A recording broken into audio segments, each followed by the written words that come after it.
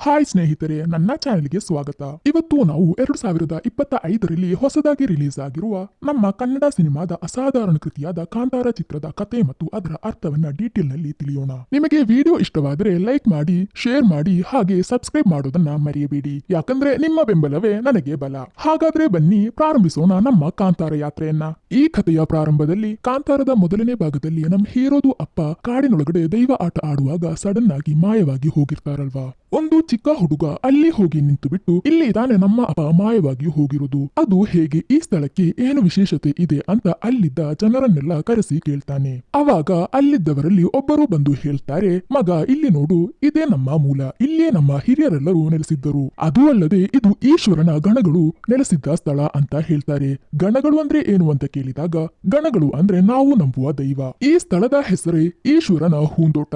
ಯಾವಾಗಲೆಲ್ಲ ಬಾಕಿ ಜನರು ಈ ಕಾಡಿನಲ್ಲಿರುವವರ ಜೊತೆ ಅಧರ್ಮವನ್ನ ತೋರಿಸ್ತಾರೋ ಅವಾಗೆಲ್ಲ ಈಶ್ವರ ಪ್ರತ್ಯಕ್ಷನಾಗ್ತಾನೆ. ಹಾಗೆ ಈಶ್ವರ ಪ್ರತ್ಯಕ್ಷವಾದ ಸ್ಥಳವೇ ಇದು ಅಂತೆಲ್ಲ ಎಕ್ಸ್ಪ್ಲೈನ್ ಮಾಡ್ತಾ ಇರುವಾಗ್ಲೇ ಸುಮಾರು 300 ವರ್ಷಗಳ ಹಿಂದೆ ಈಶ್ವರನ ಹೂಂದೋಟ ಅನ್ನುವ ಈ ಕಾಂತಾರ ಹೇಗೆ ಉತ್ಪತ್ತಿ ಆಯ್ತು ಅನ್ನೋ ಸ್ಟೋರಿಯನ್ನ ನಮಗೆ ತೋರಿಸ್ತಾರೆ. ಒಂದು ದೊಡ್ಡ ಉಲ್ಕಗಳು ಬೀಳುತ್ತದೆ. ಆ ಉಲ್ಕಗಳು ಬಿದ್ದಲ್ಲೇ ಈ ಈಶ್ವರನ ಹೂಂದೋಟ ಉತ್ಪತ್ತಿಯಾಗುತ್ತದೆ. ಆ ಕಾಡಿನೊಳಗಡೆ ಹಲವಾರು ಆದಿವಾಸಿಗಳು ವಾಸವಾಗಿದ್ದರು. ಹಾಗೆ ಅವರೆಲ್ಲರೂ ಸೇರಿ ಮೀನು ಹಿಡಿತಾ ಇರುವಾಗ ಅದರಲ್ಲಿದ್ದ ಒಂದು ಚಿಕ್ಕ ಹುಡುಗಿಗೆ ಒಂದು ಸುಂದರವಾದ ಕಲ್ಲು ಸಿಗುತ್ತದೆ. ಆ ಕಲ್ಲು ಒಂದು ಸಾಧಾರಣವಾದ ಕಲ್ಲು ಅಲ್ಲ. ಅದು ತನ್ನ ಕೈಗೆ ಸಿಕ್ಕಿದ ತಕ್ಷಣ ತನ್ನ ಜನರಿಗೆ ಅದನ್ನ ತೋರಿಸ್ತಾಳೆ.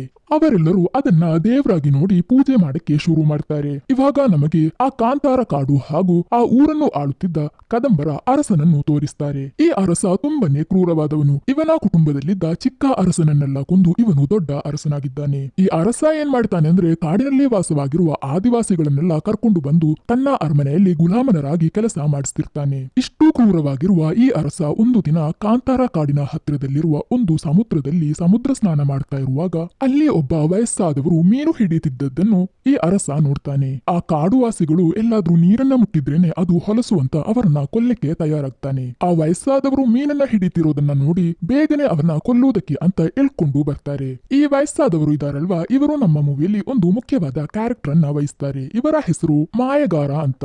ಈ ವಯಸ್ಸಾದವರು ಅಷ್ಟು ಬೇಗ ಏನು ಯಾರ ಕಣ್ಣಿಗೂ ಸಹ ಕಾಣುವುದಿಲ್ಲ. ಇವಾಗ ಅರಸ ಇವರನ್ನ ಕೊಲ್ಲುವುದಕ್ಕೆ ಅಂತ ಕತ್ತಿ ತೆಗಿತಿರುವಾಗ ಇವರ ಪಾಕೆಟ್ ನಿಂದ ಸ್ವಲ್ಪ ಏಲಕ್ಕಿಗಳು ಕೆಳಗಡೆ ಬೀಳುತ್ತದೆ. ಇದನ್ನ ನೋಡಿದ ಅರಸ ಅದನ್ನ ತಗೊಂಡು ನೋಡ್ತಾನೆ. ಇದೆಲ್ಲ ಆ ಕಾಂತಾರ ಕಾಡಿನಿಂದಲೇ ಸಿಗ್ತಿರೋದು. ಇದರ ಬೆಲೆ ಎಷ್ಟು ಅಂತ ಆ ಅರಸನಿಗೆ ಚೆನ್ನಾಗಿ ಗೊತ್ತಿರುತ್ತದೆ. ಹಾಗೆ ಆ ವಯಸ್ಸಾದವರನ್ನ ಕೊಲ್ಲದೆ ಅರಸ ಈ ಏಲಕ್ಕಿ, ಗ್ರಾಂಬು, ಕರಿಮೆಣಸು ಇದೆಲ್ಲ ಎಲ್ಲಿಂದ ಸಿಗುತ್ತಿದೆ ನನಗೆ ತೋರಿಸು ಅಂತ ಆ ವಯಸ್ಸಾದವರು ಅರಸನನ್ನ ಕಾಂತಾರ ಕಾಡಿಗೆ ಕರ್ಕೊಂಡು ಹೋಗ್ತಾರೆ. ಈ ಅರಸ ಕಾಡಿನ ಒಳಗಡೆ ಹೋಗುವಾಗ ತನ್ನ ಮಗ ರಾಜಶೇಖರನನ್ನ ಸಹ ಒಟ್ಟಿಗೆ ಕರ್ಕೊಂಡಿರ್ತಾರೆ. ಹಾಗೆ ಒಳಗಡೆ ಹೋಗಿದ್ದು ಮೊದಲನೇ ಸತಿ ಅಲ್ಲಿರುವ ಈಶ್ವರನ ಹೂಂದೋಟವನ್ನ ನೋಡ್ತಾನೆ. ಇಷ್ಟು ಸುಂದರವಾಗಿರುವ ಒಂದು ಜಾಗ ಇಷ್ಟು ಕಾಲದವರೆಗೆ ನನ್ನ ಕಣ್ಣಿಗೆ ಕಾಣಿಸ್ಲಿಲ್ವಾ. ಇಲ್ಲಿರುವ ಆದಿವಾಸಿಗಳನ್ನೆಲ್ಲ ನನ್ನ ಗುಲಾಮನಾಗಿ ಮಾಡಿಕೊಳ್ಳಬೇಕು ಅಂತ ಅರಸ ಪ್ಲಾನ್ ಮಾಡ್ಕೋತಾನೆ. ಆದರೆ ಆ ಅರಸನಿಗೆ ತಿಳಿದಿಲ್ಲ ಆ ಸ್ಥಳವು ದೇವರ ನಿಯಂತ್ರಣದಲ್ಲಿ ಇದೆ ಅಂತ. ಅರಸ ಏನ್ ಮಾಡ್ತಾನೆ ಅಂದ್ರೆ ಆ ಕಾಡಿಗೆ ಬೆಂಕಿ ಹಚ್ಚಿಬಿಡ್ತಾನೆ. ಆದರೆ ಸ್ವಲ್ಪ ಹೊತ್ತಿನಲ್ಲೇ ಬ್ರಹ್ಮರಾಕ್ಷಸ ಬಂದು ಆ ಅರಣ್ಯದೊಳಗಡೆ ಒಂದು ಬಾವಿ ಇದೆ, ಅರಸನನ್ನು ಆ ಬಾವಿಯೊಳಗಡೆ ಕರ್ಕೊಂಡು ಹೋಗುತ್ತದೆ. ಈ ಘಟನೆಗಳೆಲ್ಲವೂ ಅರಸನ ಮಗನಾದ ರಾಜಶೇಖರ ಇವರ ಕಣ್ಣು ಮುಂದೆನೆ ನಡೀತಾ ಇರುತ್ತದೆ. ಅಲ್ಲಿದ್ದ ಆದಿವಾಸಿಗಳೆಲ್ಲರೂ ತಮಗೆ ಬಂದ ಆಪತ್ತಿಂದ ದೇವರು ಕಾಪಾಡಿದರು ಅಂತ ಆ ಬಾವಿ ಸುತ್ತ ನಿಂತು ಬೇಟೆಯಾಡಕ್ಕೆ ಶುರು ಮಾಡ್ತಾರೆ. ಕೊನೆಗೆ ಅರಸನ ಮಗ ರಾಜಶೇಖರ ಆ ಕಾಡಿನೊಳಗಡೆಯಿಂದ ಹೇಗಳೋ ತಪ್ಪಿಸ್ಕೊಂಡು ಬರ್ತಾನೆ. ಇವನು ಬಂದ್ಬಿಟ್ಟು ಕಡಪ್ಪರ ಅನ್ನೋ ಇನ್ನೊಂದು ಆದಿವಾಸಿ ಗುಂಪು ಇದೆ, ಅವರ ಕೈಯಲ್ಲಿ ಸಿಕ್ಕಾಕೊಳ್ತಾನೆ. ಈ ಕಡಪ್ಪ ವರ್ಗದವರೇ ರಾಜಶೇಖರನನ್ನ ಕಾಪಾಡಿ ವಾಪಸ್ ಕೋಟೆಗೆ ಕಳಿಸಿರ್ತಾರೆ. ಈ ಕಡಪ್ಪ ವರ್ಗದವರು ಇದಾರಲ್ವಾ, ಅವರಿಗೆ ತುಂಬಾ ವರ್ಷದಿಂದಲೇ ಕಾಂತಾರ ಕಾಡಿನೊಳಗಡೆ ದೈವದ ಶಕ್ತಿ ಇರೋದು ಗೊತ್ತು. ಆದ್ದರಿಂದ ದೈವಶಕ್ತಿ ಇರುವ ಆ ಕಾಡನ್ನ ಹೇಗಾದ್ರೂ ನಾವು ಕೈವರಿಸಿಕೊಳ್ಳಬೇಕು ಅಂತ ತುಂಬಾ ವರ್ಷದಿಂದ ಪ್ರಯತ್ನ ಪಡ್ತಾ ಇರ್ತಾರೆ. ಈ ಕಡಪ್ಪರ ಸಹಾಯದಿಂದಲೇ ರಾಜವಂಶದಲ್ಲಿ ಉಳಿದಿರುವ ರಾಜಶೇಖರ ವಾಪಸ್ ಬಂದಿದ್ದಾನೆ. ಹಾಗೆ ರಾಜಶೇಖರ್ ಬಂದು ಸ್ವಲ್ಪ ಸ್ವಲ್ಪ ಬೆಳೀತಿದ್ದ ಹಾಗೇನೆ ಅವನ ಸುತ್ತಲೂ ಬಾಂಗ್ಲಾ ಅನ್ನೋ ಒಂದು ಊರನ್ನ ನಿರ್ಮಿಸ್ತಾನೆ. ರಾಜಶೇಖರ ಅನ್ನೋ ಅರಸನ ಕೆಳಗಡೆ ಒಂದು ದೊಡ್ಡ ರಾಜ್ಯವೇ ಇರುತ್ತದೆ. ರಾಜಶೇಖರ ಒಂದು ಅರಸನಾಗಿ ಬೆಳೆದಿದ್ದರೂ ಸಹ ಅವನಿಗೆ ಇನ್ನೂ ಸಹ ಆ ಕಾಂತಾರ ಅನ್ನೋ ಕಾಡಿನಲ್ಲಿ ಭಯನೇ ಇರುತ್ತದೆ. ಚಿಕ್ಕವನಿರುವಾಗಲೇ ತನ್ನ ಅಪ್ಪ ಕಾಂತಾರ ಕಾಡಿಗೆ ಹೋಗಿ ಅದನ್ನ ಕೈವರಿಸಿಕೊಳ್ಬೇಕು ಅನ್ನೋ ಅತಿ ಆಸೆಯಿಂದ ದೇವ್ರ ಕೈಯಲ್ಲೇ ಕೊಲೆಯಾದಳ್ವಾ.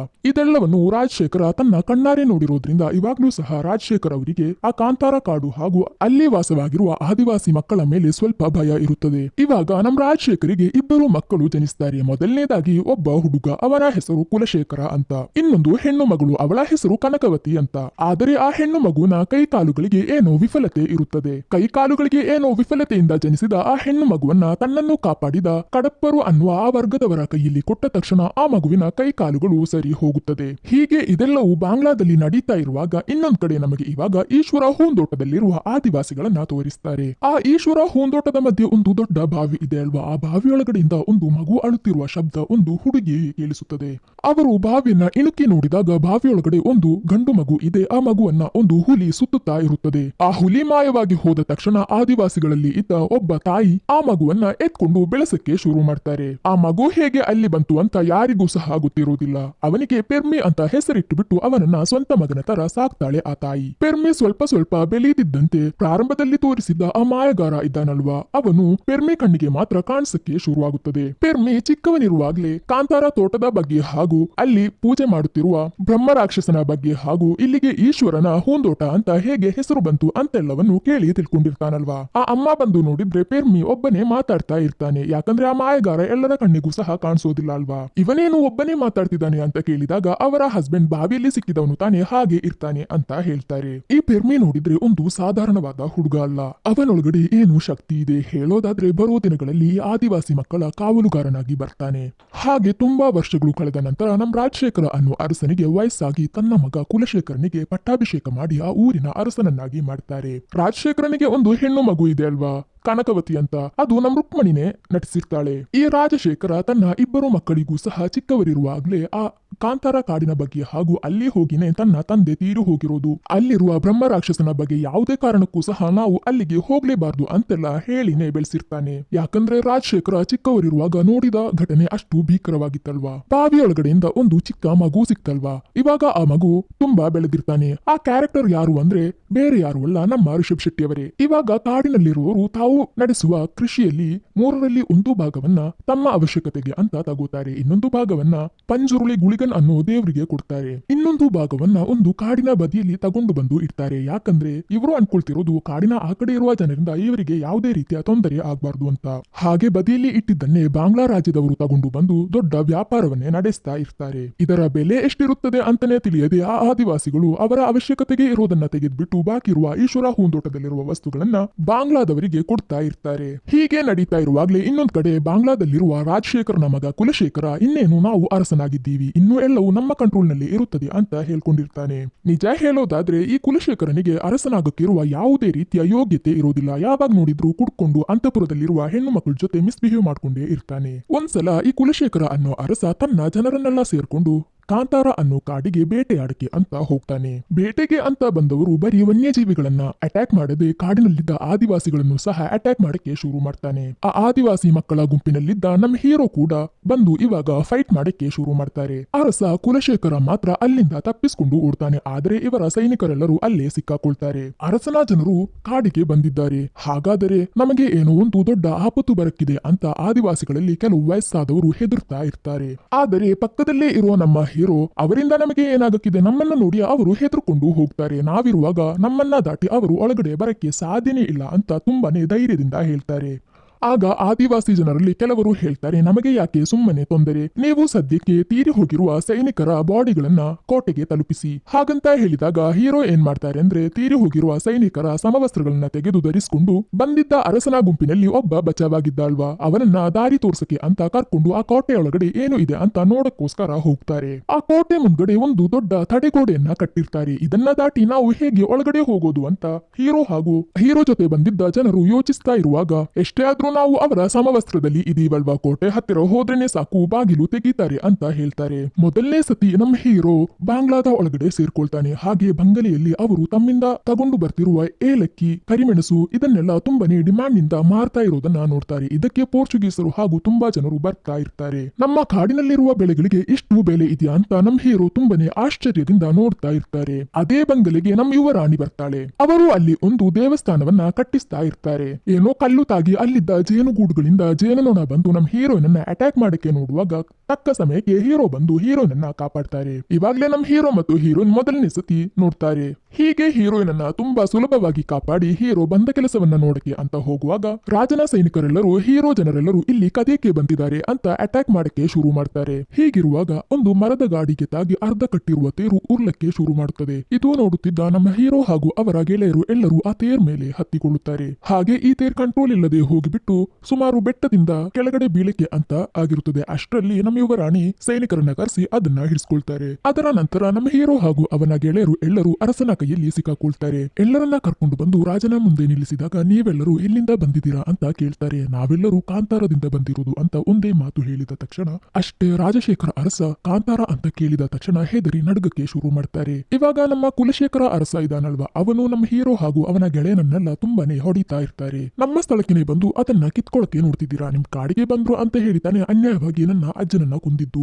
ಹಾಗಂತ ಹೇಳಿ ಕುಲಶೇಖರ ಅರಸ ಹೀರೋ ಹತ್ತಿರ ಹೋಗ್ತಾ ಇದ್ದರೆ ನಮ್ಮ ಹೀರೋಗೆ ಯಾವುದೇ ರೀತಿಯ ಭಯ ಕೂಡ ಇರೋದಿಲ್ಲ. ಕುಲಶೇಖರ ಹೀರೋನನ್ನ ಕೊಲೆ ಮಾಡೋದಕ್ಕೆ ಅಂತ ಖಡ್ಗವನ್ನ ತೆಗೆದಾಗ ಬೇಗನೆ ರಾಜಶೇಖರ ಬಂದು ಅವರನ್ನ ಏನು ಮಾಡೋದು ಬೇಡ ಅಂತ ಹೇಳ್ತಾರೆ. ಯಾಕಂದ್ರೆ ನಮ್ಮ ಯುವರಾಣಿ ಹೇಳಿರ್ತಾಳೆ, ಅವನನ್ನ ನೋಡಿದ್ರೆ ಅವನೇ ಆ ಆದಿವಾಸಿಗಳ ನಾಯಕನ ತರ ಕಾಣಿಸ್ತಿದ್ದಾನೆ, ಯಾಕೆ ನಮಗೆ ಅವಶ್ಯಕತೆನೇ ಇಲ್ಲದೆ ಆದಿವಾಸಿ ಮಕ್ಕಳ ಜೊತೆ ಜಗಳ ಅಂತ. ಇದರಿಂದ ಕುಲಶೇಖರ ತುಂಬಾನೇ ಕೋಪಗೊಳ್ಳುತ್ತಾನೆ. ಹೀರೋ ಹಾಗೂ ಅವನ ಫ್ರೆಂಡ್ಸ್ ಗಳನ್ನೆಲ್ಲರನ್ನು ಇವಾಗ ಸೆರೆಮನೆಯಲ್ಲಿ ಬಂಧಿಸಿರ್ತಾರೆ. ಇವರನ್ನು ಅರಮನೆಯ ಗುಲಾಮರನ್ನಾಗಿ ಮಾಡುವುದಕ್ಕಾಗಿ ನಿರ್ಧರಿಸಿರ್ತಾರೆ. ಬಾಂಗ್ಲಾ ಕೋಟೆಯಲ್ಲಿ ದೊರೆಮುಖ ಅಂತ ಒಬ್ಬನು ಇರ್ತಾನೆ. ಅವನು ಇವಾಗ ಉಪೇಂದ್ರ ಅನ್ನುವವನ ನಿಯಂತ್ರಣದಲ್ಲಿ ಇರ್ತಾನೆ. ಅವನು ಬಂದುಬಿಟ್ಟು ಇವಾಗ ಸೆರೆಮನೆಯಲ್ಲಿರುವ ಹೀರೋ ಹಾಗೂ ಫ್ರೆಂಡ್ಸ್ ಅವರನ್ನ ನೋಡಿ ಇವರನ್ನೇನ ಗುಲಾಮರನ್ನಾಗಿ ಮಾಡ್ಬೇಕಾಗಿರೋದು, ಹೌದು ನೀವು ಎಲ್ಲಿಂದ ಬರ್ತಿದ್ದೀರಾ ಅಂತ ಕೇಳಿದಾಗ ಹೀರೋ ಒಟ್ಟಿಗೆ ಇದ್ದವರಲ್ಲಿ ಒಬ್ಬ ಹೇಳ್ತಾನೆ ಕಾಂತಾರದಿಂದ ಅಂತ. ಕಾಂತಾರ ಕಾಡು ಅಂತ ಕೇಳಿದ ತಕ್ಷಣ ಅವನಿಗೆ ಮಾತೆ ಬರೋದಿಲ್ಲ, ತೊದ್ಲಕ್ಕೆ ಶುರು ಮಾಡ್ತಾನೆ. ಯಾಕಂದ್ರೆ ಕಾಂತಾರ ಕಾಡಿನ ಬಗ್ಗೆ ದೆವ್ವ ಭೂತ ದೇವ್ರು ಅಂತ ತುಂಬಾನೇ ಮೂಢನಂಬಿಕೆಗಳನ್ನು ಅವರು ನಂಬಿರ್ತಾರೆ. ಆ ಕಾಡಿನೊಳಗಡೆಯಿಂದಲೇ ಇವರೆಲ್ಲರೂ ಬಂದಿದ್ದಾರೆ ಅಂತ ಕೇಳಿದ ತಕ್ಷಣ ಇವರನ್ನ ಮುಟ್ಟೋದಕ್ಕೇನೆ ಎಲ್ಲರೂ ಹೆದರ್ತಾರೆ. ಇದನ್ನ ಉಪಯೋಗಿಸಿಕೊಂಡು ನಮ್ಮ ಹೀರೋ ಹೇಳ್ತಾರೆ, ನೋಡಿ ಇಲ್ಲಿ ನಾನು ನಿಮ್ಮನ್ನ ಏನು ಮಾಡುದಿಲ್ಲ, ಆದರೆ ಆ ಬಂಗಲೆಯಲ್ಲಿ ನಡೆಯುತ್ತಿರುವ ಮೊತ್ತ ವ್ಯಾಪಾರವನ್ನ ನಾನು ನೋಡಬೇಕು. ಹಾಗಂತ ಹೇಳಿ ಉಪೇಂದ್ರನಿಗೆ ಗಾಂಜಾ ಕೊಟ್ಟು ಹೀರೋ ಹೋಗಿ ಆ ಬಂಗಲೆಯಲ್ಲಿ ನಡೆಯುವ ಮೊತ್ತ ವ್ಯಾಪಾರವನ್ನ ನೋಡ್ತಾರೆ. ಅದು ಅಲ್ಲದೆ ಹೀರೋನ ಬಂಧಿಸಿರುವ ಸೆರೆಮನೆಯೊಳಗಡೆನೆ ಆ ಅರಮನೆಯ ಇಂಜಿನಿಯರ್ನ ಸಹ ಬಂಧಿಸಿರ್ತಾರೆ. ಅವರನ್ನ ಯಾಕೆ ಬಂಧಿಸಿದ್ದಾರೆ ಅಂದ್ರೆ ಕಡಲಿನ ಮೂಲಕ ರಾಜನಿಗೆ ಹೋಗಲು ಒಂದು ಹಡಗನ್ನ ನಿರ್ಮಿಸಕ್ಕೆ ಹೇಳಿರ್ತಾರೆ. ಆ ಹಡಗನ್ನ ಇವರು ಸಹ ಮಾಡಿ ಕೊಟ್ಟಿರ್ತಾರೆ. ಆದರೆ ಸ್ವಲ್ಪ ಸಮಯದಲ್ಲೇ ಆ ಹಡಗು ಮುಳುಗಿ ಹೋಗುತ್ತದೆ. ಅದಕ್ಕೆ ಕಾರಣ ಏನಂದ್ರೆ ಮಳೆ ನೀರು ಹೊರಗಡೆ ಹೋಗಕ್ಕೆ ಅಂತ ಇಂಜಿನಿಯರ್ ಹಡಗಿನ ಕೆಳಗಡೆ ಒಂದು ತೂತವನ್ನ ಹಾಕಿರ್ತಾರೆ. ಆ ಕಾರಣದಿಂದಲೇ ಆ ಹಡಗು ಮುಳುಗಿ ಹೋಗಿರುತ್ತದೆ. ಆದ್ರಿಂದಲೇ ಇಂಜಿನಿಯರ್ನ ಸಹ ಇವಾಗ ಬಂಧಿಸಿರ್ತಾರೆ. ಇವಾಗ ನಮ್ಮ ಹೀರೋ ಆ ಇಂಜಿನಿಯರ್ನ ಸಹ ಕರ್ಕೊಂಡು ಆ ಸೆರೆಮನೆಯಿಂದ ತುಂಬಾನೇ ಸುಲಭವಾಗಿ ಎಸ್ಕೇಪ್ ಆಗಿ ಪುನಃ ಕಾಂತಾರ ಕಾಡಿಗೆನೆ ಮರಳಿ ಬಂದಿರ್ತಾರೆ. ಹಾಗೆ ಅಲ್ಲಿದ್ದ ಆದಿವಾಸಿಗಳನ್ನೆಲ್ಲ ಕರೆದು ಇನ್ನು ಮುಂದೆ ನಾವು ಇಲ್ಲಿ ವ್ಯಾಪಾರವನ್ನ ನಡೆಸ್ತಿದೀವಿ ಅಂತ ಹೇಳಿ ವ್ಯಾಪಾರವನ್ನ ಶುರು ಮಾಡ್ಕೋತಾರೆ. ಅವರ ಒಟ್ಟಿಗೆ ಇದ್ದ ಇಂಜಿನಿಯರ್ನ ಸಹಾಯದಿಂದ ನೀರು ಪಾಸ್ ಮಾಡೋದು ಹೇಗೆ ಈ ತರ ನುಣುಪಾದ ವಿದ್ಯೆಗಳನ್ನೆಲ್ಲ ಕಲ್ತ್ಕೊಂಡು ಕಾಡಿನಲ್ಲಿರುವ ಎಲ್ಲ ಆದಿವಾಸಿಗಳು ಸೇರ್ಕೊಂಡು ವ್ಯವಸಾಯ ನಡೆಸಕ್ಕೆ ಶುರು ಮಾಡ್ತಾರೆ. ಹಾಗೆ ಅವರು ಬೆಳೆದಂತಹ ಏಲಕ್ಕಿ, ಗ್ರಾಂಬು, ಕರಿಮೆಣಸು ಇಂಥದನ್ನೆಲ್ಲ ತಗೊಂಡು ಬಂದು ರಾಜನ ಬಂಗಲೆಯಲ್ಲೇ ವ್ಯಾಪಾರ ಶುರು ಮಾಡ್ಕೋತಾರೆ. ಇವರ ವ್ಯಾಪಾರ ಒಳ್ಳೆ ರೀತಿಯಲ್ಲಿ ಮುಂದೆ ಸಾಗುತ್ತದೆ. ಇವರು ಈ ತರ ವ್ಯಾಪಾರ ನಡೆಸ್ತಿದ್ದಾರೆ ಅಂತ ಹೀರೋನಿಗೂ ಸಹ ತಿಳಿಯುತ್ತದೆ. ಆದರೆ ಯುವರಾಣಿ ಬಂದುಬಿಟ್ಟು ನೀವು ವ್ಯಾಪಾರ ನಡೆಸ್ತಿರೋ ವಿಷಯವನ್ನ ನಾನು ಅರಸನ ಜೊತೆ ಹೇಳೋದಿಲ್ಲ, ನೀವು ಧಾರಾಳವಾಗಿ ವ್ಯಾಪಾರವನ್ನ ನಡೆಸ್ಕೊಳ್ಳಿ, ನಾನು ಅನುಮತಿ ಕೊಡ್ತೀನಿ ಅಂತ ಹೇಳ್ತಾರೆ. ಆದರೆ ಹೀರೋ ನೋಡಿದ್ರೆ ನೀವೇನು ಅನುಮತಿ ಕೊಡಕ್ಕೆ, ನಾವು ಆಲ್ರೆಡಿ ಶುರು ಮಾಡಿದೀವಿ ಅಲ್ವಾ ಅಂತ ಒಂಥರ ಹೇಳಿ ತುಂಬಾ ಖುಷಿಯಿಂದಲೇ ಅವರ ವ್ಯಾಪಾರವನ್ನ ಮುಂದುವರಿಸ್ತಾರೆ. ಹೀಗೆ ವ್ಯಾಪಾರ ನಡೆಸ್ತಾ ಇರುವಾಗಲೇ ಅರೇಬಿಯರಲ್ಲಿ ಒಬ್ಬರು ರಾಜನಿಗೋಸ್ಕರ ಒಂದು ಕುದುರೆಯನ್ನ ತಂದಿರ್ತಾರೆ. ಆ ಕುದುರೆಯನ್ನ ನೋಡಿ ನಮ್ಮ ಹೀರೋ ಮುಟ್ಟಕ್ಕೆ ಅಂತ ನೋಡಿದಾಗ ಅಲ್ಲಿದ್ದ ಒಬ್ಬ, ನೀವು ಅದನ್ನ ಮುಟ್ಟಬೇಡಿ, ನೀವು ಮುಟ್ಟಿದ್ರೆ ಅದು ಹೊಲಸು ಆಗುತ್ತದೆ, ನಂತರ ಕುದುರೆಯನ್ನ ಕಡಿಬೇಕಾಗುತ್ತದೆ ಅಂತ ಹೇಳ್ತಾನೆ. ಇದು ಕೇಳಿದ ಹೀರೋ, ಏನೋ ನಾವು ಮುಟ್ಟಿದ ವಸ್ತುಗಳನ್ನ ನೀವು ಕಡಿತೀರಾ ಹಾಗಂತ ಕೇಳಿ ಕೋಪದಲ್ಲೇ ಹೀರೋ ಕುದುರೆಯನ್ನ ಮುಟ್ಟಿದಾಗ ಕುದುರೆ ಕಂಟ್ರೋಲ್ ಬಿಟ್ಟು ಆ ರಾಜವೇದಿಕೆಯಲ್ಲಿ ಓಡಾಡಕ್ಕೆ ಶುರು ಮಾಡುತ್ತದೆ. ಯಾರ ಕೈಲೂ ಸಹ ಅದನ್ನ ಕಂಟ್ರೋಲ್ ಮಾಡಕ್ಕೇನೆ ಆಗುದಿಲ್ಲ. ಅವಾಗ ಪುನಃ ನಮ್ಮ ಹೀರೋ ಒಳ್ಳೆ ರಾಜನ್ ತರ ಬಂದ್ಬಿಟ್ಟು ಅದರ ಮೇಲೆ ಹತ್ತಿ ಕಂಟ್ರೋಲ್ ಮಾಡ್ಕೊಂಡು ಬರ್ತಿರೋದನ್ನ ಯುವರಾಣಿ ನೋಡ್ತಾಳೆ. ಇದು ನೋಡಿದ ನಮ್ಮ ಹೀರೋಯಿನ್ ಅವಾಗ್ಲೇ ಹೀರೋನ ಲವ್ ಮಾಡಕ್ಕೆ ಶುರು ಮಾಡ್ತಾರೆ. ನಂತರ ಹೀರೋನ್ ಅವಳ ಅರಮನೆಗೆ ಹೀರೋನ ಕರ್ಕೊ ಬರ್ತಾಳೆ. ಹೀರೋ ಮೇಲಿರುವ ಪ್ರೀತಿಯನ್ನ ಅವರು ಹೇಳಿಕೊಂಡಾಗ ನಮ್ಮ ಹೀರೋ ಅದಕ್ಕೆಲ್ಲ ಒಪ್ಕೊಳ್ಳೋದಿಲ್ಲ. ಹಾಗೆ ಅಲ್ಲಿಂದ ಹೊರಗಡೆ ಬರ್ತಾರೆ. ಹೀಗೆ ರಾಜನ ಬಂಗಲೆಯಲ್ಲಿ ವ್ಯಾಪಾರ ನಡೆಸ್ತಾ ಅವರು ತುಂಬಾ ಖುಷಿಯಿಂದ ಇರುವಾಗ ಕಾಡಿನ ಇನ್ನೊಂದು ಅರ್ಧ ಭಾಗವನ್ನ ನಾನು ವೀಕ್ಷಿಸಬೇಕು ಅಂತ ಹೀರೋ ನಿರ್ಧರಿಸುತ್ತಾರೆ. ಹಾಗಂತ ಹೇಳಿ ಎಲ್ಲರನ್ನ ಕರ್ಕೊಂಡು ಅಲ್ಲಿಗೆ ಹೋಗ್ತಾ ಇರುವಾಗ ಸಡನ್ ಆಗಿ ಅವರ ನೇರವಾಗಿ ಒಂದು ಹುಲಿ ಬರುತ್ತದೆ. ಆ ಹುಲಿ ನಮ್ಮ ಹೀರೋನ ನೇರವಾಗಿ ನೋಡ್ತಾ ಇರುತ್ತದೆ. ಆ ಹುಲಿ ಕಣ್ಣಿನಲ್ಲಿ ಏನೋ ಒಂಥರ ಬೆಂಕಿ ತರ ಕಾಣಿಸುತ್ತದೆ. ಅದೇ ತರ ನಮ್ಮ ಹೀರೋ ಕಣ್ಣಿನಲ್ಲಿಯೂ ಸಹ. ಇವಾಗ ಆ ಹುಲಿ ಇವರಿಗೆ ದಾರಿ ತೋರ್ಸಕ್ಕೆ ಅಂತ ಕರ್ಕೊಂಡು ಹೋಗುತ್ತದೆ. ಇವರು ಇಲ್ಲಿಯವರೆಗೂ ಕಾಡಿನ ಆ ಭಾಗದಲ್ಲಿ ಏನಿರುತ್ತದೆ ಅಂತ ನೋಡೇ ಇರ್ಲಿಲ್ಲ. ಆದ್ರಿಂದ ಮೊದಲು ಹೀರೋನೇ ಹೋಗ್ತಾರೆ. ಒಳಗಡೆ ಹೋದ ತಕ್ಷಣ ಏನೋ ಒಂಥರ ಭೀಕರವಾದ ಶಬ್ದ ಕೇಳಿಸುತ್ತದೆ. ಆ ಶಬ್ದ ಕೇಳಿದ ತಕ್ಷಣ ತಕ್ಷಣ ಹೀರೋ ಹೊರಗಡೆಗೆ ಓಡಿ ಬರ್ತಾರೆ. ಆದರೆ ಬಂದಿರುವುದು ಇನ್ನೊಂದು ದಿಕ್ಕಿನಿಂದ ಆಗಿರುತ್ತದೆ. ಹೀರೋದು ಗೆಳೆಯರಿಗೆ ಏನೂ ಸಹ ಗೊತ್ತಾಗೋದಿಲ್ಲ. ನೀನು ಈ ಕಡೆಯಿಂದ ತಾನೇ ಹೋಗಿರೋದು, ಮತ್ತೆ ಹೇಗೆ ಆ ಕಡೆಯಿಂದ ಬಂದೆ? ನನಗೇನೆ ಏನೂ ಗೊತ್ತಾಗ್ತಿಲ್ಲ. ಸರಿ ಆಯ್ತು, ನನ್ನ ಜೊತೆ ಇಬ್ಬರು ಬನ್ನಿ ಅಂತ ಪುನಃ ಇಬ್ಬರನ್ನ ಕರ್ಕೊಂಡು ಕಾಡೊಳಗಡೆ ಹೋಗ್ತಾರೆ. ಅವಾಗ ಪುನಃ ಅವಾಗ್ಲೇ ಹೀರೋಗೆ ಕೇಳಿದ ಆ ವಿಚಿತ್ರವಾದ ಶಬ್ದ 3 ಜನರಿಗೂ ಸಹ ಕೇಳಕ್ಕೆ ಶುರುವಾಗುತ್ತದೆ. ಪುನಃ ಅವರು ಭಯದಿಂದ ಓಡ್ಕೊಂಡು ಬರ್ತಾರೆ. ಇವಾಗ್ಲೂ ಸಹ ಅವರು ಮರು ದಿಕ್ಕಿನಿಂದ ಓಡ್ಕೊಂಡು ಬರ್ತಿದ್ದಾರೆ. ಇಲ್ಲಿ ಏನೋ ಇದೆ, ನಾನು ಅದನ್ನ ವೀಕ್ಷಿಸಲೇಬೇಕು ಅಂತ ಹೇಳಿ ಹೀರೋ ಅವನ ಜನಗಳನ್ನೆಲ್ಲ ಕರ್ಕೊಂಡು ಒಳಗಡೆ ಹೋಗ್ತಾರೆ. ಒಳಗಡೆ ಹೋಗಿ ನೋಡಿದ್ರೆ ಅಲ್ಲಿ ಒಂದು ದೊಡ್ಡ ಮರದ ಮೇಲೆ ಒಂದು ಕಾಡು ಪಾಪವನ್ನ ಹೊಡೆದು ಮರದ ಮೇಲೆ ಕಟ್ಟಿ ಹಾಕಿರ್ತಾರೆ. ಅದನ್ನ ನಮ್ಮ ಹೀರೋ ತಿಳಿಯದೇನೆ ರಿಲೀಸ್ ಮಾಡ್ತಾರೆ. ಹಾಗೆ ರಿಲೀಸ್ ಮಾಡಿ ಸ್ವಲ್ಪ ಸಮಯದಲ್ಲಿ ಆ ಕಾಡಿನಲ್ಲಿ ಒಂದು ಗುಹೆ ಒಳಗಡೆ ಕಡುಪರ ವರ್ಗಗಳು ವಾಸವಾಗಿದ್ದರಲ್ವಾ, ಅವರು ಬರ್ತಾರೆ. ಇವಾಗ ನೀವು ಹೋಗಕ್ಕಿರುವ ಸಮಯವಾಯ್ತು ಅಂತ ಆ ಗುಂಪಿನಲ್ಲಿದ್ದ ಒಂದು ಸ್ತ್ರೀ ಹೇಳ್ತಾಳೆ. ಈ ಕಡಪ ವರ್ಗದವರು ಯಾರು ಅಂತ ನಾನು ಮುಂಚೆನೆ ನಿಮಗೆ ಹೇಳಿದ್ದೀನಿ. ಯಾರು ಅಂದ್ರೆ ಈ ಈಶ್ವರ ಹೂಂದೋಟ ಇದೆ ಅಲ್ವಾ, ಆ ಶಕ್ತಿಯನ್ನ ತಮ್ಮ ಕೈವರಿಸಿಕೊಳ್ಳಬೇಕು ಅಂತ ಯೋಚನೆ ಮಾಡುವವರು. ಮೊದಲನೇ ಸತಿ ಇವರ ಜಾಗಕ್ಕೆ ನಮ್ಮ ಹೀರೋ ಅವರ ಜನರ ಜೊತೆ ಬಂದಿರೋದು ಇವರಿಗೆ ತಿಳಿಯುತ್ತದೆ. ಹಾಗೆ ಅವರು ಹೀರೋ ಮತ್ತು ಅವರ ಟೀಮ್ ಅನ್ನ ಅಟ್ಯಾಕ್ ಮಾಡಕ್ಕೆ ಶುರು ಮಾಡ್ತಾರೆ. ಹಾಗೆ ಅಟ್ಯಾಕ್ ಮಾಡಿದಾಗ ಅವರಿಂದಾಗಿ ನಮ್ಮ ಹೀರೋ ಟೀಮ್ ನಲ್ಲಿ ಒಬ್ಬ ಸಾವನ್ನಪ್ಪುತ್ತಾನೆ. ಇನ್ನೂ ಸಹ ಸುಮ್ಮನೆ ಇದ್ದರೆ ಆಗೋದಿಲ್ಲ ಅಂತ ಹೇಳಿಬಿಟ್ಟು ನಮ್ಮ ಹೀರೋ ಕಡಪ ವರ್ಗದವರನ್ನ ತುಂಬಾನೇ ಅಟ್ಯಾಕ್ ಮಾಡಕ್ಕೆ ಶುರು ಮಾಡ್ತಾರೆ. ಹಾಗೆ ಅಟ್ಯಾಕ್ ಮಾಡಿಬಿಟ್ಟು ಎಲ್ಲರನ್ನ ಹೊಡೆದು ಬೀಳಿಸಿದಾಗ ಆ ಕಾಡಿನೊಳಗಡೆಯಿಂದ ಗುಂಪು ಗುಂಪಾಗಿ ಕಾಡು ಪಾಪಗಳು ಬರಕ್ಕೆ ಶುರುವಾಗುತ್ತದೆ. ಈ ಕಾಡು ಪಾಪಗಳು ನಮ್ಮ ಹೀರೋ ಹಾಗೂ ಅವನ ಜನರನ್ನ ಅಟ್ಯಾಕ್ ಮಾಡಕ್ಕೆ ಹೋದಾಗ ಎಲ್ಲಾ ಕಾಡು ಪಾಪಗಳನ್ನ ಈ ಕಡಪ ವರ್ಗದಲ್ಲಿರುವ ಒಬ್ಬ ಬಂದು ಕಂಟ್ರೋಲ್ ಮಾಡ್ತಾನೆ. ಇವನಂದ್ರೆ ಆ ವರ್ಗದಲ್ಲಿರುವ ಅತಿ ಹೆಚ್ಚು ಶಕ್ತಿ ಹೊಂದಿರುವವನು. ಬಿಟ್ರೆ ಅವನು ನಮ್ಮ ಹೀರೋ ಹಾಗೂ ಅವನ ಜನರನ್ನ ಕೊಂದೇ ಬಿಡ್ತಾನೆ ಅನ್ಸುತ್ತದೆ. ಅಷ್ಟರಲ್ಲಿ ಏನಾಗುತ್ತೆ ಅಂದ್ರೆ ಅವಾಗ್ಲೇ ನಾವು ನೋಡಿದಲ್ಲ ಒಂದು ಹುಲಿ, ಆ ಹುಲಿ ಬಂದ್ಬಿಟ್ಟು ಕಾಡು ಪಾಪಗಳನ್ನ ಕಂಟ್ರೋಲ್ ಮಾಡಕ್ಕೆ ಶುರು ಮಾಡುತ್ತದೆ. ಹಾಗೆ ಆ ಶಕ್ತಿ ಇರುವ ಒಬ್ಬ ವ್ಯಕ್ತಿ ಇದಾನಲ್ವಾ, ಅವನನ್ನ ಕಚ್ಚಿ ಎಳ್ಕೊಂಡು ಹೋಗುತ್ತದೆ. ಇದು ನೋಡಿದ ಬಾಕಿ ಕಡಪ ವರ್ಗದವರು ಹೆದರಿ ಅವರ ಗುಹೆಯೊಳಗಡೆ ಓಡ್ಕೊಂಡು ಸೇರ್ತಾರೆ. ಇವರಿಂದ ಪಾರಾದ ನಮ್ಮ ಹೀರೋ ಇದು ಏನು ಸ್ಥಳ, ಯಾಕೆ ಕರೆಕ್ಟ್ ಟೈಮ್ ನಲ್ಲಿ ಬಂದು ನಮ್ಮನ್ನ ಆ ಹುಲಿ ಕಾಪಾಡ್ತು, ಈ ಸ್ಥಳದಲ್ಲಿ ಏನು ರಹಸ್ಯವಿದೆ, ಯಾಕೆ ನಮ್ಮ ಹಿರಿಯರು ಇಲ್ಲಿಗೆ ಬರಲಿಲ್ಲ, ಆ ತರೆಲ್ಲ ತುಂಬಾ ಯೋಚನೆಗಳು ಬರುತ್ತದೆ. ಇವಾಗ ನಮ್ಮ ಹೀರೋ ಮತ್ತು ಅವನ ಜನರು ಕಡಪ ವರ್ಗದವರಿಂದ ತಪ್ಪಿಸಿಕೊಂಡು ಬಂದ್ರಲ್ವಾ, ಅದು ಅಲ್ಲದೆ ಹೀರೋದು ಜನರಲ್ಲಿ ಒಬ್ಬ ಅವರಿಂದಾಗಿ ಸಾವನ್ನಪ್ಪಿದ್ರಲ್ವಾ. ಇವಾಗ್ಲೇ ಇವರ ಹಿರಿಯರು ಕಡಪ ವರ್ಗದವರ ಬಗ್ಗೆ ಹೀರೋಗೆ ಹೇಳ್ತಾರೆ. ಆಕ್ಚುಲಿ ಈ ಕಡಪ ವರ್ಗದವರು ಹಲವಾರು ವರ್ಷಗಳ ಮುಂಚೆ ಈ ಈಶ್ವರನ ಹೂಂದೋಟದಲ್ಲಿ ವ್ಯಾಸಂಗ ಮಾಡೋಕ್ಕೋಸ್ಕರ ಕೇಳಿ ಬಂದಿರ್ತಾರೆ. ನೋಡ್ಲಿಕ್ಕೆ ಏನೋ ಬೇಜಾರಾಗ್ತಿದೆ ಪಾಪ ಅಲ್ವಾ ಅಂತ ಹೇಳಿ ಇವರು ಸಹ ಅದಕ್ಕೆ ಒಪ್ಪುತ್ತಾರೆ. ಈ ಕಡಪ ವರ್ಗದವರು ಇಲ್ಲಿಗೆ ಬಂದು ಸ್ವಲ್ಪ ದಿನಗಳಲ್ಲೇ ಆ ಕಾಡಿನಲ್ಲಿದ್ದ ಒಳ್ಳೆ ಒಳ್ಳೆ ಮೃಗಗಳೆಲ್ಲವೂ ಸಾಯಕ್ಕೆ ಶುರುವಾಗುತ್ತದೆ. ಅವಾಗ್ಲೇ ಇವರಿಗೆ ಗೊತ್ತಾಗೋದು ಇದೆಲ್ಲವೂ ನಡೀತಿರೋದು ಈ ಕಡಪ ವರ್ಗದವರಿಂದ. ಯಾಕಂದ್ರೆ ಅವರು ಮೈನ್ ಆಗಿ ಇಲ್ಲಿಗೆ ಬರಕ್ಕಿರುವ ಕಾರಣ ಏನಂದ್ರೆ ಈಶ್ವರನ ಹೂಂದೋಟದಲ್ಲಿರುವ ದೇವಿ ಶಕ್ತಿಯನ್ನ ಕೈಗೊಳ್ಳಬೇಕು ಅಂತ. ಅದಕ್ಕೋಸ್ಕರ ಅವರು ಏನ್ ಮಾಡ್ತಾರೆ ಅಂದ್ರೆ ಇವರ ಕಂಟ್ರೋಲ್ ನಲ್ಲಿರುವ ಕಾಡು ಪಾಪಗಳನ್ನ ಹಿಡಿದು ಅವರ ಕಣ್ಣೀರಿನಿಂದ ಏನೋ ತರ ರಿಚುವಲ್ಸ್ ಗಳನ್ನೆಲ್ಲ ಮಾಡ್ತಾರೆ. ಅದರ ಪರಿಣಾಮದಿಂದಲೇ ಆ ಈಶ್ವರ ಹೂಂದೋಟದಲ್ಲಿರುವ ಎಲ್ಲಾ ಪ್ರಾಣಿಗಳು ಸಾಯುತ್ತಿರುವುದು. ಇದರಿಂದ ಆ ಕಾಡಿನಲ್ಲಿರುವ ಜನರು ಕಡಪ ವರ್ಗದವರ ಜೊತೆ ಜಗಳಕ್ಕೆ ಹೋಗ್ತಾರೆ. ಆದರೆ ಕಡಪ ವರ್ಗದವರು ತುಂಬಾನೇ ಬಲಶಾಲಿಗಳಾದ ಕಾರಣ ಇವರಿಗೆ ಅವರನ್ನ ಏನು ಸಹ ಮಾಡಕ್ಕೆ ಆಗುವುದಿಲ್ಲ. ಅವಾಗ್ಲೂ ಸಹ ಇದೇ ಹುಲಿ ಬಂದೆ ಇವರನ್ನ ಕಾಪಾಡಿ ಕಡಪ ವರ್ಗದವರನ್ನ ಈಶ್ವರ ಹೂಂದೋಟದಿಂದ ಓಡಿಸಿರುತ್ತದೆ. ಹಾಗೆ ಹೋದ ಕಡಪ ವರ್ಗದವರು ಇವಾಗ ಹೀರೋ ಹೋಗಿರುವ ಆ ಅರಣ್ಯದೊಳಗನೆ ತುಂಬಾ ವರ್ಷಗಳಿಂದ ವಾಸವಾಗಿದ್ದಾರೆ. ಆದ್ರೂ ಸಹ ಅವರು ಇವಾಗ್ಲೂ ಸಹ ಆ ಈಶ್ವರನ ಹೂಂದೋಟ ಅಲ್ಲಿರುವ ದೇವಿ ಶಕ್ತಿಯನ್ನ ಕೈವರಿಸಿಕೊಳ್ಳಬೇಕು ಅಂತ ತುಂಬಾನೇ ಪ್ರಯತ್ನ ಪಡ್ತಾ ಇರ್ತಾರೆ. ಇದೆಲ್ಲ ಇವಾಗ್ಲೇ ನಮ್ಮ ಹೀರೋಗೆ ತಿಳಿಯುತ್ತದೆ. ಅಲ್ಲಿಂದ ಕಟ್ ಮಾಡಿದ್ರೆ ಬಾಂಗ್ಲಾದಲ್ಲಿ ನಮ್ಮ ಹೀರೋ ಅವರು ವ್ಯಾಪಾರ ಮಾಡ್ತಿದ್ದಾರೆ ಅನ್ನೋ ವಿಷಯ ಅರಸ ಕುಲಶೇಖರನಿಗೆ ತಿಳಿಯುತ್ತದೆ. ಅವರು ಬೇಗನೆ ಒಂದು ಮಂತ್ರಿಯನ್ನ ಕಳಿಸಿ ನಮ್ಮ ಹೀರೋನ ಹಿಡ್ಕೊಂಡು ಹೋಗಕ್ಕೆ ಹೇಳಿರ್ತಾರೆ. ಆದ್ರೆ ನಮ್ಮ ಹೀರೋ ನೋಡಿದ್ರೆ ಸಾಧಾರಣ ವ್ಯಕ್ತಿ ಅಲ್ಲ ಅಲ್ವಾ, ಆ ಮಂತ್ರಿಯನ್ನ ನಮ್ಮ ಹೀರೋ ತುಂಬಾನೇ ಹೊಡೆದು ಕಳಿಸ್ತಾರೆ. ನನ್ನ ಕೈಯಲ್ಲಿ ಅವನನ್ನ ಮುಟ್ಟಕ್ಕೆ ಆಗುವುದಿಲ್ಲ ಅಂತ ಅರಸನ ಜೊತೆ ಬಂದು ಮಂತ್ರಿ ಹೇಳಿದಾಗ ನಮ್ಮ ಕುಲಶೇಖರ ಒಳ್ಳೆ ಸೈಕೋ ತರ ಆಡ್ತಾನಲ್ವಾ, ಅವನ ಕುತ್ತಿಗೆ ಕುಯ್ಯೋದಕ್ಕೆ ಅಂತ ಖಡ್ಗವನ್ನ ತಗೋತಾನೆ. ಅವಾಗ ಅಲ್ಲಿಗೆ ಅವನ ತಂದೆ ರಾಜಶೇಖರ ಅರಸ ಬಂದ್ಬಿಟ್ಟು ಕುಯ್ಯೋ ಎಲ್ಲರ ತಲೆಯನ್ನ ಕುಯ್ಯು, ಈ ಅರಮನೆಯಲ್ಲಿರುವವರ ತಲೆಯನ್ನ ಕುಯ್ಯೋದ್ ಬಿಟ್ಟು ನಿನಗೆ ಬೇರೇನು ಗೊತ್ತು ಹಾಗಂತ ಹೇಳಿ ಕುಲಶೇಖರನನ್ನ ಇನ್ಸಲ್ಟ್ ಮಾಡಿದಾಗ ಅವತ್ತೇ ನಾನು ಹೇಳಿದೆ ಆ ಕಾಂತಾರ ಕಾಡಿನಲ್ಲಿರುವವರ ಕತೆ ಮುಗಿಸೋಣ ಅಂತ, ನೀವೇ ಅಡ್ಡ ನಿಂತಿದ್ದು, ಹೆಸರಿಗೋಸ್ಕರ ನನ್ನನ್ನ ಅರಸ ಮಾಡಿದ್ದೀರಾ, ಆದರೆ ಯಾವುದೇ ರೀತಿಯ ನಿರ್ಧಾರಗಳನ್ನು ನನಗೆ ತೆಗೆಯಕ್ಕೆ ಆಗೋದಿಲ್ಲ ಹಾಗಂತ ತನ್ನ ಸಂಕಟಗಳನ್ನು ಕುಲಶೇಖರ ಹೇಳಿದಾಗ ನೀನು ಯಾವುದಕ್ಕೂ ಲಾಯಕ್ಕಿಲ್ಲ ಕಣೋ, ನಿನ್ನನ್ನ ಇಟ್ಕೊಂಡು ಏನು ಮಾಡೋದು ಅಂತ ರಾಜಶೇಖರ ಎಲ್ಲರ ಮುಂದೆ ಕುಲಶೇಖರನ್ನ ಇನ್ಸಲ್ಟ್ ಮಾಡ್ತಾನೆ. ಇದರಿಂದ ಕೋಪಗೊಂಡ ಕುಲಶೇಖರ ನೆಕ್ಸ್ಟ್ ಸೀನ್ ನಲ್ಲಿ ಅವರ ಅಪ್ಪ ತಿನ್ನುವ ಊಟದಲ್ಲಿ ನಿದ್ದೆ ಮಾತ್ರೆಯನ್ನ ಹಾಕ್ತಾರೆ. ನಾನೇನು ವಿಷಯ ಕಳಿಸ್ಲಿಲ್ಲಪ್ಪ, ಜಸ್ಟ್ ನಿದ್ದೆ ಮಾತ್ರೆ ಅಷ್ಟೇ ಕಳಿಸಿದ್ದೀನಿ, ಇನ್ನೆರಡು ದಿನಗಳು ನೀವು ತುಂಬಾ ಚೆನ್ನಾಗಿ ನಿದ್ದೆ ಮಾಡಿ, ಅವಾಗ ತಿಳಿಯುತ್ತದೆ ಈ ಬಾಂಗ್ಲಾದವರಿಗೆ ಕುಲಶೇಖರ ಅರಸನ ಪವರ್ ಏನು ಅಂತ.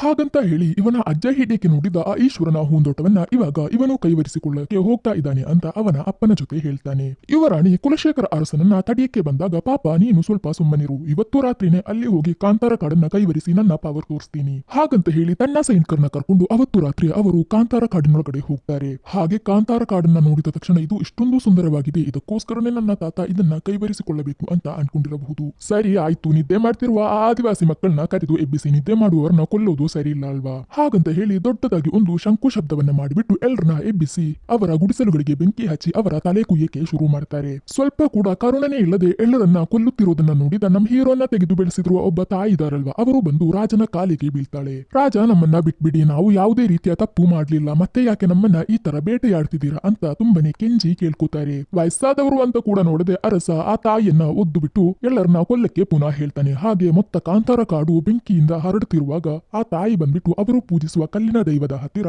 ಅವರದೇ ಆದ ಭಾಷೆಯಲ್ಲಿ ಹಾಡು ಹಾಡುತ್ತಾ ಮಂತ್ರಗಳನ್ನ ಹೇಳ್ತಾರೆ. ಈ ಶಬ್ದ ಕಾಡಿನೊಳಗಡೆ ಹೋಗಿರುವ ನಮ್ಮ ಹೀರೋಗೆ ಕೇಳಿದ ತಕ್ಷಣ ಓಡ್ಕೊಂಡು ಬರ್ತಾರೆ. ಬಂದು ನೋಡಿದ್ರೆ ಇವನ ಸುಂದರವಾಗಿರುವ ಈಶ್ವರನ ಹೂಂದೋಟ ಇವಾಗ ಫುಲ್ ಬೆಂಕಿಯಿಂದ ಹರಡುತ್ತಿದೆ. ರಾಜನ ಖಡ್ಗದ ತುದಿಯಲ್ಲಿ ಇವರ ತಾಯಿ ಇದ್ದಾರೆ. ನನ್ನ ಅಮ್ಮನನ್ನ ಏನು ಮಾಡ್ಬೇಡ. ಇದು ಕೇಳಿದ ಅರಸ, ಓ ಇವರೇನ ನಿನ್ನ ಅಮ್ಮ ಹಾಗಂತ ಕೇಳಿ ಖಡ್ಗದಿಂದ ಅವರ ಕುತ್ತಿಗೆಯನ್ನ ಕುಯ್ದು ಬಿಡ್ತಾರೆ. ಇದು ನೋಡಿದ ನಮ್ಮ ಹೀರೋಗೆ ಅಷ್ಟು ಕೋಪ ಬರುತ್ತದೆ. ಅದು ಅಲ್ಲದೆ ಇನ್ನೊಂದ್ ಕಡೆ ಹೀರೋದು ಜನರೆಲ್ಲ ಅವರವರ ಭಾಷೆಯಲ್ಲಿ ದೇವರನ್ನ ಕರೀತಾ ಇರ್ತಾರಲ್ವಾ. ಸಡನ್ ಆಗಿ ಗುಳಿಗ ಅನ್ನೋ ದೈವ ನಮ್ಮ ಹೀರೋ ಮೈಯಲ್ಲಿ ಸೇರ್ಕೊಳ್ತದೆ. ದೇವ್ರು ಮೈ ಮೇಲೆ ಬಂದ ತಕ್ಷಣ ನಮ್ಮ ಹೀರೋದು ಬಾಡಿ ಲ್ಯಾಂಗ್ವೇಜ್ ಎಲ್ಲ ಚೇಂಜ್ ಆಗಿ, ಈ ಈಶ್ವರ ಹೂಂದೋಟದ ಮಕ್ಕಳ ಮೇಲೆ ನೀನು ಕೈ ಮಾಡಿದ್ಯಲ್ವಾ, ಇವತ್ತು ನಿನ್ನ ರಕ್ತ ಈ ಈಶ್ವರ ಹೂಂದೋಟದಲ್ಲಿ ಫುಲ್ ಹರಿಯುತ್ತದೆ ಹಾಗಂತ ತುಂಬನೇ ಕೋಪದಲ್ಲಿ ಕಿರ್ಚುತ್ತಾ ನಮ್ಮ ಹೀರೋ ಕುಲಶೇಖರ ಅರಸನ ಜನಗಳನ್ನೆಲ್ಲ ಹೊಡೆದು ಹಾರಿಸ್ತಾನೆ. ಇದು ನೋಡ್ತಿದ್ದ ನಮ್ಮ ಕುಲಶೇಖರ ಅರಸನಿಗೆ ಏನ್ ಮಾಡ್ಬೇಕು, ಏನು ನಡೀತಿದೆ ಅಂತಾನೆ ಗೊತ್ತಾಗುವುದಿಲ್ಲ. ಇವಾಗ ನಮ್ಮ ಆದಿವಾಸಿ ಮಕ್ಕಳಿಗೆ ಗೊತ್ತಾಗುತ್ತದೆ, ಇವರು ಇಷ್ಟು ಕಾಲ ಪೂಜೆ ಮಾಡ್ತಿದ್ದ ಆ ದೇವರೇ ಹೀರೋ ರೂಪದಲ್ಲಿ ಬಂದು ಇವರನ್ನ ಕಾಪಾಡ್ತಿದ್ದಾರೆ ಅಂತ. ಹೀರೋ ಎಲ್ಲರನ್ನ ಹೊಡೆದು ಹಾರಿಸಿ ಇದಕ್ಕೆಲ್ಲ ಕಾರಣವಾದ ಕುಲಶೇಖರನ ಕುತ್ತಿಗೆ ಕುಯ್ದು ಕೊಲೆ ಮಾಡ್ತಾನೆ. ಇಷ್ಟೆಲ್ಲ ಆದ್ಮೇಲೆ ಎಲ್ಲರ ಕಣ್ಣಿಗೆ ಕಾಣಿಸದೆ ಇರುವ ಹೀರೋ ಕಣ್ಣಿಗೆ ಮಾತ್ರ ಕಾಣಿಸುವ ಆ ಮಾಯಗಾರ ಇದಾನಲ್ವಾ, ಆ ತಾತ ಬಂದು ಹೀರೋನ ಕಂಟ್ರೋಲ್ ಮಾಡ್ತಾರೆ. ಅದರ ನಂತರನೇ ನಮ್ಮ ಹೀರೋ ಮೈಯಲ್ಲಿದ್ದ ಗುಳಿಗ ಕೂಡ ಹೊರಗಡೆ ಹೋಗುತ್ತದೆ. ಈಶ್ವರ ಹೂಂದೋಟವನ್ನ ಕೈವರಿಸಿಕೊಳ್ಳಬೇಕು ಅಂತ ಬಂದ ಕುಲಶೇಖರ ಇವಾಗ ಮರಣ ಹೊಂದಿರ್ತಾನೆ. ಅದು ಅಲ್ಲದೆ ಅವನಿಂದಾಗಿ ಈ ಆದಿವಾಸಿಗಳಲ್ಲಿ ತುಂಬಾ ಜನರು ತೀರಿ ಹೋಗಿರ್ತಾರಲ್ವಾ, ಅವರನ್ನೆಲ್ಲ ನೋಡಿ ಹೀರೋ ತುಂಬಾನೇ ಬೇಜಾರ್ ಮಾಡ್ಕೋತಾರೆ. ಇನ್ನೊಂದು ಕಡೆ ಅರಸ ಕುಲಶೇಖರ ತೀರಿ ಹೋಗಿರುವ ವಿಷಯ ಅವರ ಅಪ್ಪ ರಾಜಶೇಖರನಿಗೆ ತಿಳಿಯುತ್ತದೆ. ಅದು ಅಲ್ಲದೆ ಇವರು ಕಟ್ಟುತ್ತಿದ್ದ ಆ ದೇವಸ್ಥಾನದ ಕೆಲಸ ಅರ್ಧದಲ್ಲೇ ನಿಂತು ಹೋಗುತ್ತದೆ. ಇದೆಲ್ಲ ನೋಡಿದ ಒಂದು ಪೂಜಾರಿ ರಾಜಶೇಖರನ ಹತ್ತಿರ ಬಂದ್ಬಿಟ್ಟು ಹೇಳ್ತಾನೆ, ಇದಕ್ಕೆಲ್ಲ ಕಾರಣ ಕುಲಶೇಖರ ಅರಸ ಆ ಕಾಂತಾರ ಹೂಂದೋಟಕ್ಕೆ ಹೋಗಿರೋದು ದೈವದ ಕೋಪಕ್ಕೆ ಕಾರಣ ಆಗಿದೆ. ಇದಕ್ಕಿರುವ ಪರಿಹಾರವೇನೆಂದ್ರೆ ಅವರು ಪೂಜೆ ಮಾಡ್ತಿರುವ ಆ ದೇವರನ್ನ ಇಲ್ಲಿಗೆ ತಗೊಂಡು ಬಂದು ಅದಕ್ಕೆ ಕುಂಭಾಭಿಷೇಕ ಮಾಡಿ ಅದರ ನಂತರವೇ ಅದನ್ನ ದೇವಸ್ಥಾನದ ಒಳಗಡೆ ಇಡ್ಬೇಕು ಅಂತ. ಹಾಗಂತೆಲ್ಲ ಪೂಜಾರಿ ಹೇಳಿದಾಗ ನೆಕ್ಸ್ಟ್ ಸೀನ್ ನಲ್ಲಿ ನಮ್ ಯುವರಾಣಿ ಬಾಂಗ್ಲಾಕ್ಕೋಸ್ಕರ ಪುನಃ ಆ ಕಾಡಿನೊಳಗಡೆ ಹೋಗ್ತಾರೆ. ಇವರು ಬರ್ತಿದ್ದನ್ನ ನೋಡಿದ ನಮ್ ಹೀರೋ ಒಂದು ಬಾಣವನ್ನ ಬಿಟ್ಟು ಇನ್ನೊಂದು ಹೆಜ್ಜೆ ಕೂಡ ಮುಂದ್ಗಡೆ ಇಡ್ಬಾರ್ದು, ಹೆಣ್ಣು ಅಂತ ಕೂಡ ನೋಡಿದೆ ಕೊಲೆ ಮಾಡ್ಬಿಡ್ತೀನಿ, ನೀವು ಮತ್ತು ನಿಮ್ಮ ಕುಲಶೇಖರ ಅರಸ ಮಾಡಿದ್ದೆಲ್ಲ ಸಾಕು, ಮುಚ್ಕೊಂಡು ಇಲ್ಲಿಂದ ಹೋಗಿ ಅಂತೆಲ್ಲ ಹೆದರಿಸಿ ನೋಡ್ತಾರೆ. ಅವಾಗ ಯುವರಾಣಿ ಇಲ್ಲಿ ನೋಡಿ ನಮ್ಮ ಬಾಂಗ್ಲಾವು ಇವಾಗ ಮೊತ್ತ ಕತ್ತಲಿನಿಂದ ಮೂಡಿವೆ, ನನಗೆ ನೀವು ಪೂಜೆ ಮಾಡುತ್ತಿರುವ ಆ ದೇವರ ಅನುಗ್ರಹ ಬೇಕು. ಇಷ್ಟು ದಿನ ನಿಮ್ಮ ಮಕ್ಕಳು ನಮ್ಮ ಮಕ್ಕಳು ಅಂತ ಬೇರೆ ಬೇರೆ ಇದ್ವಿ, ನೀವು ನಿಮ್ಮ ಕೈಯಾರೆ ದೇವರನ್ನ ತಗೊಂಡು ಬಂದು ನಮ್ಮ ದೇವಸ್ಥಾನದಲ್ಲಿ ಇಟ್ಟು ಕುಂಭಾಭಿಷೇಕ ಮಾಡಿದ್ರೆ ನಮ್ಮಿಬ್ಬರ ಮಧ್ಯೆ ಇರುವ ಎಲ್ಲ ಹಾಗೆಗಳು ಹೋಗುತ್ತದೆ ಹಾಗಂತ ಕೇಳಿದಾಗ ನಮ್ಮ ದೇವರು ನಿಮ್ಮ ಹತ್ತಿರ ಬರೋದಿಲ್ಲ ಅಂತ ಹೀರೋ ಹೇಳ್ತಾರೆ. ಇದು ಕೇಳಿದ ಯುವರಾಣಿ, ಇದು ನೀವು ಹೇಳ್ತಿರೋದಾ ಅಥವಾ ನಿಮ್ಮ ದೈವ ಹೇಳ್ತಿರೋದಾ? ಇದು ಕೇಳಿದ ತಕ್ಷಣ ನಮ್ಮ ಹೀರೋಗೆ ಆನ್ಸರೇ ಇರೋದಿಲ್ಲ. ಸರಿ ಆಯ್ತು, ಅಲ್ಲಿ ಹೋದ್ರೆ ಏನು ಒಳ್ಳೇದೇ ಆಗುತ್ತೆ ಅಂತ ಹೇಳಿಬಿಟ್ಟು ಇವರು ಪೂಜಿಸುವ ಆ ಕಲ್ಲನ್ನ ತಗೊಂಡು ಹೀರೋ ಮತ್ತು ಅವನ ಆಳುಗಳೆಲ್ಲರೂ ಬಾಂಗ್ಲಾದ ಕೋಟೆಗೆ ಹೋಗ್ತಾರೆ. ಹಾಗೆ ಇವರು ಹೋದ ತಕ್ಷಣ ನಮ್ಮ ಹೀರೋ ಜೊತೆ ಹೋದ ಜನರು ಕುಂಭಾಭಿಷೇಕಕ್ಕಿರುವ ಎಲ್ಲಾ ಏರ್ಪಾಡುಗಳನ್ನು ಮಾಡ್ತಾರೆ. ಹಾಗೆ ಕೊನೆಗೆ ರಾಜಶೇಖರ ಅರಸ ಆಸೆ ಪಟ್ಟಂತೆ ಕಾಂತಾರ ಕಾಡಿನಲ್ಲಿರುವ ದೈವ ಹಾಗೂ ಇವರು ಕಟ್ಟಿರುವ ದೇವಸ್ಥಾನದಲ್ಲಿ ಶಿವಲಿಂಗವನ್ನ ಇಟ್ಟು ಒಟ್ಟಿಗೆ ಕುಂಭಾಭಿಷೇಕವನ್ನ ನಡೆಸ್ತಾರೆ. ಇದೆಲ್ಲವನ್ನು ತುಂಬಾನೇ ಗಂಭೀರವಾಗಿ ನಡೆಸಿರ್ತಾರೆ. ಇವಾಗ ನಮ್ಮ ಹೀರೋ ರಾಜಶೇಖರ ಅರಸ ಹಾಗೂ ಅವರ ಮಗಳು ಕನಕವತಿ ಕೇಳಿದ ತರ ಎಲ್ಲಾ ಕಾರ್ಯಗಳನ್ನು ಪರಿಪೂರ್ಣವಾಗಿ ನಿರ್ವಹಿಸಿಕೊಟ್ಟಿರ್ತಾರೆ. ಇವಾಗ್ಲೇ ಅವರು ತುಂಬಾ ನೆಮ್ಮದಿಯಿಂದ ಇರ್ತಾರೆ. ಇದಕ್ಕೆಲ್ಲ ಪರವಾಗಿ ನಮ್ಮ ಹೀರೋ ಅರಸನ್ ಜೊತೆ ಒಂದೇ ಒಂದು ವಿಷಯವನ್ನ ಕೇಳ್ತಾರೆ, ಇನ್ನು ಮುಂದೆಯಾದರೂ ಈ ಮಣ್ಣಿನಲ್ಲಿ ಧರ್ಮದ ಕಡೆ ನಡೆಯಿರಿ, ಅದು ಅಲ್ಲದೆ ನೀವು ಅನ್ಯಾಯವಾಗಿ ಗುಲಾಮರನ್ನಾಗಿ ಇಟ್ಟಿರುವ ಎಲ್ಲರನ್ನು ನಿರ್ಬಂಧಿಸಬೇಕು. ಹಾಗಂತ ಅಲ್ಲಿದ್ದ ಎಲ್ಲಾ ಗುಲಾಮರನ್ನ ಬಿಡಿಸಿ ಆದ್ಮೇಲೆ ಹೀರೋ ತನ್ನ ಕಾಂತಾರ ತೋಟಕ್ಕೆ ವಾಪಸ್ ಬರ್ತಾರೆ. ಬಂದ ನಂತರ ಇನ್ನು ಮುಂದೆ ಬರುವ ನಮ್ಮ ಮುಂದಿನ ಪೀಳಿಗೆಗೆ ಈ ಕಾಡಿನಲ್ಲಿ ಎಲ್ಲಾ ಸೌಕರ್ಯಗಳು ಇರಬೇಕು ಅಂತ ಆ ಗ್ರಾಮವನ್ನ ಅಭಿವೃದ್ಧಿಪಡಿಸ್ತಾ ಇರ್ತಾರೆ. ಹೀಗೆ ಎಲ್ಲವೂ ಚೆನ್ನಾಗಿ ನಡೀತಿರುವಾಗ ರಾಜಶೇಖರ ಅರಸನ ಕನಸಿನಲ್ಲಿ ಹೀರೋ ಕಣ್ಣಿಗೆ ಮಾತ್ರ ಕಾಣಿಸ್ತಾರಲ್ವ ಒಂದು ಮಾಯಗಾರ, ಅವರು ಬರ್ತಾರೆ. ನಿನ್ನ ಅಕ್ರಮ ಹಾಗೂ ಅತಿ ಆಸೆಗೆ ದೇವ್ರು ನಿಲ್ಬೇಕಾ, ಮರ್ಯಾದಿಂದ ಇಲ್ಲಿರುವ ದೇವರನ್ನೆಲ್ಲ ಆ ಆದಿವಾಸಿ ಮಕ್ಕಳಿಗೆ ವಾಪಸ್ ಕೊಟ್ಟು ಬಿಡು ಅಂತ ಸಂಬಂಧನೇ ಇಲ್ಲದೆ ಆ ಮಾಯಗಾರ ರಾಜಶೇಖರನ ಕನಸಿನಲ್ಲಿ ಬಂದು ಹೇಳಿ ಹೋಗ್ತಾನೆ. ಪಟ್ಟಂತ ಅರಸ ಹೆದರಿ ಹೇಳ್ತಾನೆ. ಇನ್ನೊಂದ್ ಕಡೆ ನೋಡಿದ್ರೆ ನಮ್ಮ ಹೀರೋದು ತಾಯಿ ಏನೇ ತೀರಿ ಹೋಗಿದ್ದರೂ ಸಹ ಅವರ ಕನಸಿನಲ್ಲಿ ಬರ್ತಾ ಇರ್ತಾರೆ. ಇವಾಗ ಕನಸಿನಲ್ಲೇ ಹೀರೋನ ಆ ಕಡಪ ವರ್ಗದವರು ವಾಸವಾಗಿರುವ ಗುಹೆಗೆ ಕರ್ಕೊಂಡು ಹೋಗಿ ಅವರ ಕೈನಲ್ಲಿ ಮಾಯಗಾರ ಸಿಕ್ಕಾಕೊಂಡಿದ್ದಾನೆ. ಅದು ಅಲ್ಲದೆ ಅವನ ಕಣ್ಣೀರಿನಿಂದ ಅವರು ಏನು ರಿಚುವಲ್ಸ್ ಗಳನ್ನ ಮಾಡ್ತಿರೋದಾಗಿ ತೋರಿಸ್ತದೆ. ಆ ಗ್ರಾಮದವರಿಗೆ ಏನೋ ಒಂದು ದೊಡ್ಡ ಆಪತ್ತು ಬರೋ ತರ ಇದೆ ಅಂತ ನಮ್ಮ ಹೀರೋಗೆ ತಿಳಿಯುತ್ತದೆ. ಸ್ವಲ್ಪ ಸಮಯದಲ್ಲಿ ಆ ಗ್ರಾಮದಲ್ಲಿದ್ದ ಎಲ್ಲಾ ಚಿಕ್ಕ ಮಕ್ಕಳು ಒಂಥರ ವಿಚಿತ್ರವಾಗಿ ಆಡಕ್ಕೆ ಶುರು ಮಾಡ್ತಾರೆ. ಇಲ್ಲೇ ನೋಡಿ ಒಂದು ದೊಡ್ಡ ಟ್ವಿಸ್ಟ್ ಇದೆ. ಇವರ ಹತ್ತಿರ ಇದ್ದ ಎಲ್ಲಾ ದೈವಗಳು ಇವಾಗ ಬಾಂಗ್ಲಾ ಕೋಟೆಯೊಳಗಡೆ ಇದೆ ಅಲ್ವಾ. ಈ ತರ ವಂಚನೆಗೆ ಮಾತಾಡಿದ್ದು ಬೇರೆ ಯಾರು ಅಲ್ಲ, ನಮ್ಮ ಯುವರಾಣಿ ಕನಕವತಿ. ಇವಾಗ ನೋಡಿ ಒಂದು ಫ್ಲಾಶ್ ಬ್ಯಾಕ್ ಅನ್ನ ತೋರಿಸ್ತಾರೆ. ಏನಂದ್ರೆ ಇವಳು ಚಿಕ್ಕ ಮಗುವಾಗಿ ಹುಟ್ಟಿದಾಗ ಅವಳ ಕಾಲು ಕೈಗಳಿಗೆ ವಿಫಲತೆ ಇತ್ತಲ್ವಾ. ತಂದೆ ರಾಜಶೇಖರ ತನ್ನ ಮಗಳನ್ನ ಕಾಪಾಡಬೇಕು ಅಂತ ಕಡಪ ವರ್ಗದವರ ಕೈಯಲ್ಲಿ ಕೊಟ್ಟಿರುತ್ತಾನೆ. ಮಗುನ ಕೈ ಕಾಲು ಸರಿಯಾಗಬೇಕಂದ್ರೆ ಕಡಪ ವರ್ಗದವರಲ್ಲಿ ಯಾರಾದ್ರೂ ಆ ಮಗುಗೆ ಹಾಲು ಕೊಡಬೇಕು ಅಂತ ಹೇಳಿ ಅದರಲ್ಲಿದ್ದ ಒಬ್ಬಳು ತಾಯಿನೇ ನಮ್ಮ ಯುವರಾಣಿಗೆ ಹಾಲು ಕೊಟ್ಟಿರುತ್ತಾರೆ. ಆದ್ದರಿಂದ ಇವಳಿಗೆ ಕಡಪ ವರ್ಗದವರು ಹಾಲುಣಿಸಿದ್ದಾರೆ. ಅದು ಅಲ್ಲದೆ ಬಾಂಗ್ಲಾದವರ ರಕ್ತ ಮೈಯಲ್ಲಿ ಚಲಿಸುತ್ತಿದೆ. ಹಾಗಾದರೆ ಇವಳು ತುಂಬಾನೇ ಬಲಶಾಲಿ ಆಗಿದ್ದಾಳೆ. ಅದು ಅಲ್ಲದೆ ಚಿಕ್ಕ ವಯಸ್ಸಿನಲ್ಲಿ ರಾಜಶೇಖರ ಆ ಅರಣ್ಯದಿಂದ ತಪ್ಪಿಸಿಕೊಂಡು ಓಡಿ ಬಂದಾಗ ಕಡಪ ವರ್ಗದವರೇ ಅವನನ್ನು ಕಾಪಾಡಿರ್ತಾರಲ್ವಾ. ಆ ಚಿಕ್ಕ ವಯಸ್ಸಿನಿಂದಲೇ ಅರಸ ರಾಜಶೇಖರನಿಗೆ ಆ ಈಶ್ವರನ ಹೂಂದೋಟವನ್ನ ಕೈವರಿಸಿಕೊಳ್ಳಬೇಕು ಅನ್ನೋ ಆಸೆ ಇತ್ತು. ಅದಕ್ಕೋಸ್ಕರನೇ ತನ್ನ ಮಗಳು ಕನಕವತಿಯನ್ನ ಕಡಪ ವರ್ಗದವರ ಕೈಯಲ್ಲಿ ಕೊಟ್ಟು ಸಾಕಿರ್ತಾನೆ. ಅವಳೊಳಗಡೆನೂ ಸಹ ಅದೇ ಆಸೆ ಇರುತ್ತದೆ. ಈ ಮೂವಿಯ ಪ್ರಾರಂಭದಿಂದಲೂ ಸಹ ಹೀರೋಯಿನ್ ಇದನ್ನೆಲ್ಲ ಪ್ಲಾನ್ ಮಾಡಿರ್ತಾಳೆ. ನಮ್ಮ ಹೀರೋನ ಕರ್ಕೊಂಡು ಅವಳ ಅರಮನೆಗೆ ಹೋದ್ರಲ್ವಾ, ಅದು ಬೇರೆ ಏನಕ್ಕೂ ಅಲ್ಲ, ಅವನ ಕೂದಲನ್ನ ತಗೊಳ್ಳಕ್ಕೋಸ್ಕರ. ಯಾಕಂದ್ರೆ ನಮ್ ಹೀರೋ ಆದಿವಾಸಿಗಳ ನಾಯಕನ ತರ ಇದಾನಲ್ವಾ, ಸೊ ಅವನನ್ನ ಕಂಟ್ರೋಲ್ ಮಾಡಿದ್ರೆ ಬಾಕಿ ಇರೋರನ್ನ ಸಹ ತಾನು ಸುಲಭವಾಗಿ ಕಂಟ್ರೋಲ್ ಮಾಡ್ಕೋಬಹುದು. ಇದಕ್ಕೋಸ್ಕರನೇ ತುಂಬಾ ದಿನದಿಂದ ಸ್ಕೆಚ್ ಹಾಕ್ಬಿಟ್ಟು ಅವಳ ಅಣ್ಣನನ್ನ ಸುಮ್ಮನೆ ಕೆಣಕಿಬಿಟ್ಟು ಅವನು ಕಾಂತಾರ ಕಾಡಿಗೆ ಹೋಗಿ ಸಾಯೋ ತರ ಮಾಡ್ತಾಳೆ. ಅದರ ನಂತರ ಅವನ ಸಿಂಹಾಸನದಲ್ಲಿ ಇವಳು ಕೂರ್ತಾಳೆ. ಇವರ ನೆಕ್ಸ್ಟ್ ಪ್ಲಾನ್ ಏನಂದ್ರೆ ಆ ಈಶ್ವರ ಹೂಂದೋಟವನ್ನ ಇವರ ಕಂಟ್ರೋಲ್ ನಲ್ಲಿ ತಗೋ ಬರ್ಬೇಕು. ಯಾಕಂದ್ರೆ ಎಲ್ಲಾ ದೈವಗಳು ಇವಾಗ ಬಾಂಗ್ಲಾದಲ್ಲಿರುವ ದೇವಸ್ಥಾನದಲ್ಲಿದೆ ಅಲ್ವಾ. ಇದನ್ನೆಲ್ಲ ಯೋಚನೆ ಮಾಡ್ಕೊಂಡು ಕನಕವತಿ ನಗಾಡ್ತಾ ಇರುವಾಗ ಇನ್ನೊಂದ್ ಕಡೆ ಹೀರೋ ನಮ್ಮನ್ನ ನಂಬಿ ಮೋಸ ಮಾಡಿದ್ರು, ಇನ್ನೂ ಸುಮ್ಮನೆ ಇರಬಾರ್ದು ಅಂತ ಹೇಳಿ ತುಂಬಾ ಜನರನ್ನ ಕರ್ಕೊಂಡು ಒಂದು ಸೈನ್ಯವನ್ನೇ ನಿರ್ಮಿಸಿ ಅವರನ್ನ ಅಟ್ಯಾಕ್ ಮಾಡಕ್ಕೆ ಅಂತ ಹೋಗ್ತಾರೆ. ಇವರು ಒಂದು ದೊಡ್ಡ ಸೈನ್ಯದಿಂದ ಬಂದಿರುವುದು ಅರಸ ರಾಜಶೇಖರನಿಗೆ ತಿಳಿಯುತ್ತದೆ. ಇವರು ಸಹ ಒಂದು ದೊಡ್ಡ ಸೈನ್ಯದಿಂದ ಅವರನ್ನ ಅಟ್ಯಾಕ್ ಮಾಡಕ್ಕೋಸ್ಕರ ಕಾಯ್ತಾ ಇರ್ತಾರೆ. ಹಾಗೆ ನಮ್ಮ ಹೀರೋ ತುಂಬಾನೇ ಸುಲಭವಾಗಿ ಆ ತಡಗೋಡೆಯನ್ನ ಹೊಡೆದು ಕೋಟೆಯೊಳಗಡೆ ನುಗ್ಗುತ್ತಾರೆ. ಇದರ ಮಧ್ಯೆ ಯುವರಾಣಿ ಏನ್ ಮಾಡಿದ್ದಾಳೆ ಅಂದ್ರೆ ಏನೆಲ್ಲೋ ರಿಚುವಲ್ಸ್ ಮಾಡಿಬಿಟ್ಟು ಈಶ್ವರ ಹೂಂದೋಟವನ್ನ ಕೈವರಿಸಿಕೊಳ್ಳಬೇಕು ಅನ್ನೋ ಆಸೆ ಇದ್ದ ತನ್ನ ತಾತನ ಆತ್ಮವನ್ನ ತಂದೆಯೊಳಗಡೆ ಸೇರಿಸಿಬಿಟ್ಟು ಒಳಗಡೆ ಬರ್ತಿರುವ ಹೀರೋನ ಅಟ್ಯಾಕ್ ಮಾಡಕ್ಕೋಸ್ಕರ ತನ್ನ ಅಪ್ಪನನ್ನ ತುಂಬಾನೇ ಬಲಶಾಲಿಯಾಗಿ ಮಾಡಿರ್ತಾಳೆ.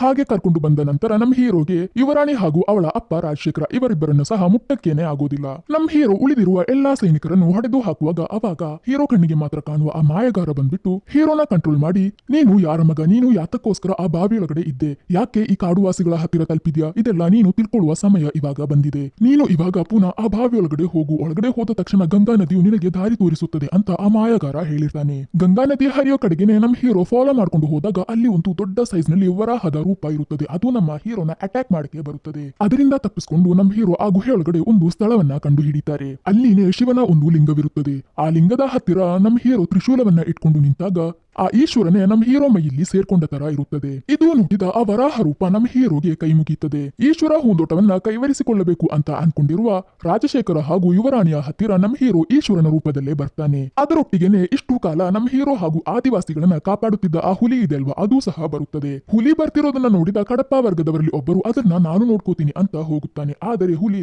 ಅತೀವ ಸುಲಭವಾಗಿ ಒಂದೇ ಸಲ ಕಚ್ಚಿ ಅವರನ್ನ ಎಳ್ಕೊಂಡು ಹೋಗುತ್ತದೆ. ನಂತರ ನಮ್ ಹೀರೋ ರಾಜಶೇಖರನ್ನ ಕೊಲ್ಲುವುದಕ್ಕೆ ಅಂತ ಬರುವಾಗ ಹೀರೋನ್ ಅಡ್ಡ ನಿಂತ್ಬಿಟ್ಟು, ನೀನೇನೋ ಮಸಿ ಹಚ್ಚಿಬಿಟ್ಟು ತ್ರಿಶೂಲದಿಂದ ಬಂದ್ರೆ ನೀನು ಈಶ್ವರನಾಗ್ಬಿಡ್ತೀಯ, ನಿನ್ನಿಂದ ಈ ಹೆಣ್ಣನ್ನ ಮುಟ್ಟಕ್ಕೆ ಆಗುತ್ತಾ ಅಂತ ಹೀರೋನ್ ಕೇಳಿದಾಗ ನಮ್ ಹೀರೋ ಮೈಯಲ್ಲಿದ್ದ ದೇವ್ರು ನಾನಿಲ್ಲ ಅಂದ್ರೆ ಏನು, ನನ್ನ ಸಹೋದರಿ ಬಂದು ನಿನ್ನನ್ನ ಕೊಲ್ಲುತ್ತಾಳೆ ಅಂತ ಸಡನ್ ಆಗಿ ನಮ್ ಹೀರೋ ಮೈ ಮೇಲೆ ಚಾಮುಂಡಿ ಬರ್ತಾಳೆ.